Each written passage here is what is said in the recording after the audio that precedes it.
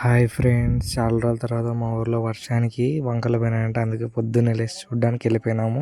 Video on చేయగానే అందరికీ పోజులు అయితే గుర్తుకొచ్చేసాయి అనమాట. రచ్చ రచ్చ చేశారు, చూడండి మీరు ఎంత రచ్చ చేశారు.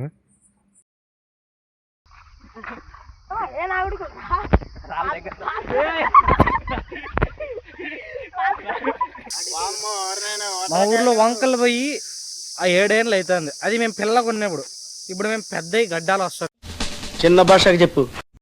ఇంకా పొద్దున్నే కడుపులోకి ఏంది మేత వేసుకుని పోయినలా దొంగతనానికి పోయినా, మామిడికాయలు దొంగతనానికి. వాళ్ళు ఏమో ధరుముకుంటూ వచ్చినారనమాట మమ్మల్ని.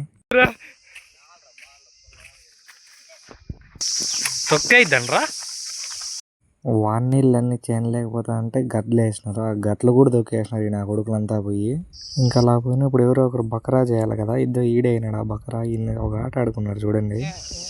పోయేదే ఇప్పుడు ఇప్పుడు